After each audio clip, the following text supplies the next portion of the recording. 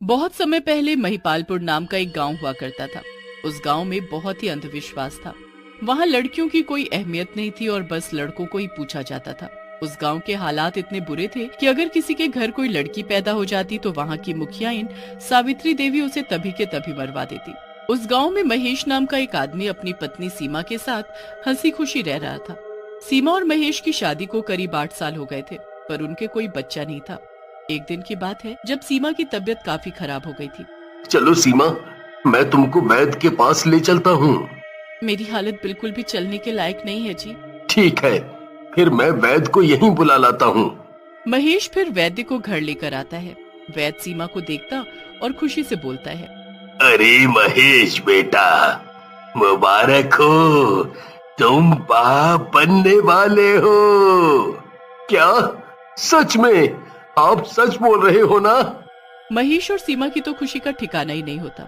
इतने सालों बाद उनके घर इतनी बड़ी खुशी आती है। महेश सीमा का बहुत ध्यान रखता है और सीमा भी हर पल अपने बच्चे का इस दुनिया में आने का इंतजार करती है। जैसे तैसे करके पूरे 9 महीने बीत जाते हैं और इतने इंतजार के बाद एक रात सीमा की तबीयत बिगड़ जाती है। उस रात बहुत तेज आंधी तूफान आ रहा होता है और महेश सीमा को लेकर ही नहीं जा पाता और सीमा को जुड़वा बच्चे होते हैं, एक बेटा और एक बेटी। देखो जी, हमें भगवान ने 2 बच्चे दिए। हमारी बेटी तो देखना कितनी सुंदर है, कितनी प्यारी है। सच में सीमा, ये तो बहुत ही प्यारी है। इसका नाम हम परी रखेंगे। सच में बिल्कुल परी जैसी है ये। पर ये तो लड़की है ना, इसको तो सावित्री देवी ले जाएगी, इसे मार डालेगी। नहीं नहीं, मैं अपनी बेटी नहीं दूंगी। आप यहाँ से भाग चलो, हम अपनी बेटी को मरने नहीं देंगे। मैं अपनी बेटी को कुछ नहीं होने दूंगा। हमें इसे उस सावित्री देवी से बचाना होगा। एक काम करते हैं, मैं इसे अभी के अभी तुम्हारी बहन को शहर दे आता हूँ। बस यही तरीका है इसे बचाने का। नहीं, मैं इसे अपने से दूर नहीं करूंगी। एक काम करती हूँ, मैं इसे छुपा दूंगी और घर से बाहर ही नहीं निकालूंगी। और गांव वालों को क्या पता कि हमें जुड़वा बच्चे हुए हैं। हाँ, ये तरीका भी सही है। बस फिर उस दिन से महेश और सीमा परी को घर में छुपा कर रखने लगते हैं। धीरे धीरे सालों निकल जाते हैं और परी काफी बड़ी हो जाती है। परी, तुम घर के अंदर ही रहना और बाहर बिल्कुल मत निकलना। ठीक है बाबा। सबके जाने के बाद परी चुपके से खिड़की के बाहर देखने लगती है। परी का बाहर घूमने जाने का बहुत मन करता है। अगर मैं बाहर गई और माँ को पता लग गया तो माँ बहुत डांटेगी। पर मैं ऐसे कब तक घर में रह सकती हूँ? आज बाहर जाकर देख ही आती हूँ कि आखिर कैसा है हमारा गांव। परी बिना कुछ सोचे समझे घर से निकल पड़ती है।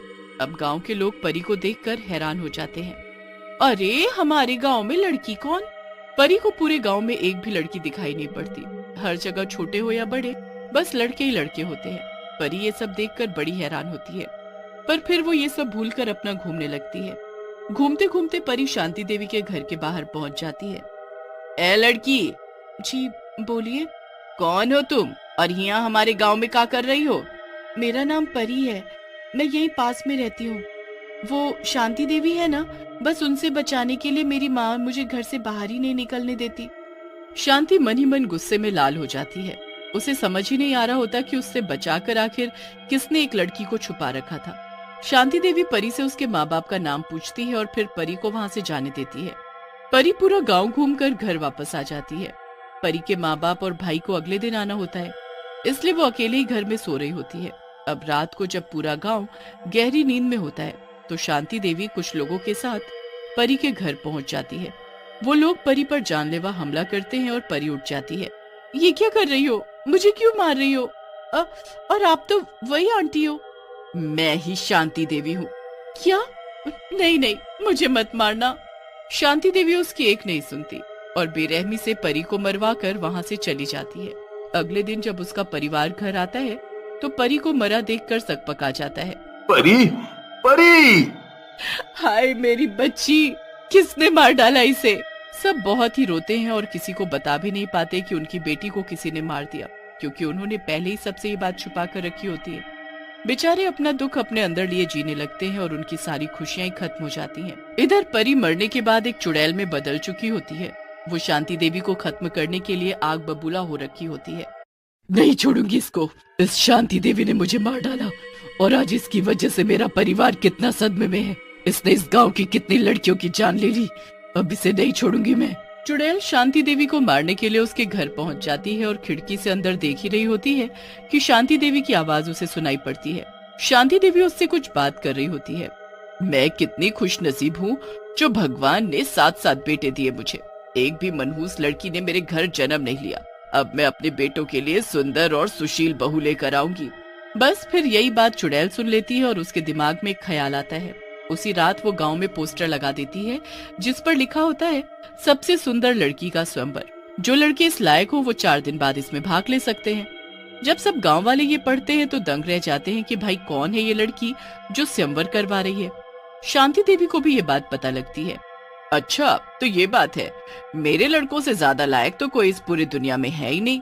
4 दिन बाद मेरे बेटे ही जाएंगे इस स्वयंवर में। बस फिर 7 लड़के अपने आप को चुस्त दुरुस्त करने में लग जाते हैं। 4 दिन बाद स्वयंवर का दिन आता है।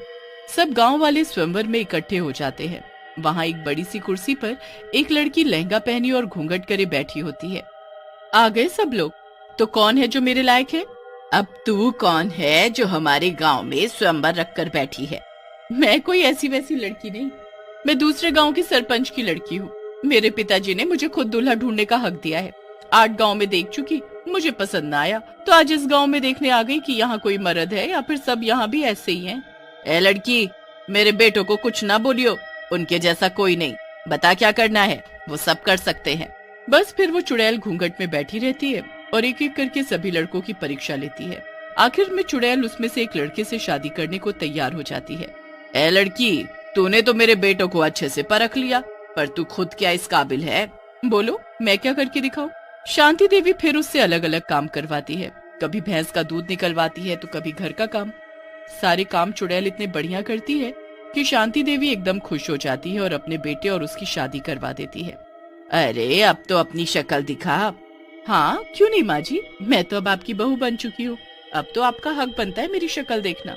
चुड़ैल उसी वक्त अपना घूंघट उठाती है और चुड़ैल की शक्ल देख चुड़ैल चुड़ैल नहीं माँ जी, आपकी बहू हूँ मैं। नहीं नहीं, तू तो चुड़ैल है, तू मेरी बहू नहीं हो सकती। अब मैं ही तेरी बहू हूँ और अभी तेरे साथ तेरे घर जाऊंगी। मुझे तू क्या कोई नहीं रोक सकता। मुझे रोकने की कोशिश की तो अभी तेरी जान ले लूंगी। शांति देवी डर जाती है और उसके साथ गांव वाले भी। अब वो चुड़ैल उसकी बहू बनकर उसके घर जाती है और उसी रात अपने सबसे छोटे देवर की जान ले लेती है। शांति देवी और सारे गांव वालों की आंखें फटी की फटी रह जाती हैं। शांति देवी जोर से चिल्लाती है, हाय मेरा लाल, मेरा बेटा। शांति देवी अपने बेटे को गोद में लेकर रो ही रही होती है कि चुड़ैल जब तक दूसरे बेटे की गर्दन मरोड़कर उसे मार डालती है। गांव वाले सब देखते रह जाते हैं और चुड़ैल एक एक करके शांति देवी के सारे बेटों को ऐसे ही दर्दनाक तरीके से मार डालती है।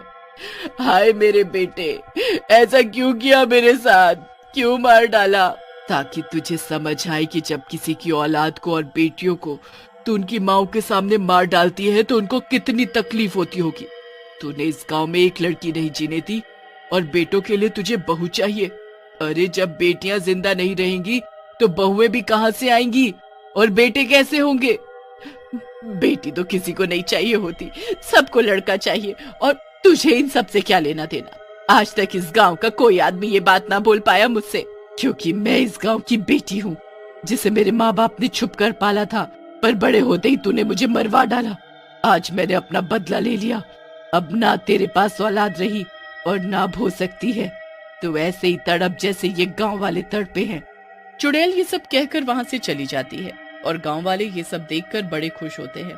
तभी वहाँ एक दाई एक बच्ची को लेकर आती है। शांति देवी, वो बिमला थी ना, उसके बेटी हुई है। बिमला तो जन्म देते ही मर गई, बाप इसका पहले ही बीमारी में मर गया था। अब इसको लो और मार डालो। नहीं नहीं, मैं ऐसा कैसे कर सकती हूँ? इतने सालों से जो पाप करते आई हूँ, आज मुझे मौका मिला है उसका पश्चाताप करने का। मैं पालूंगी इसे और अब से इस गांव में कोई हत्या नहीं होगी।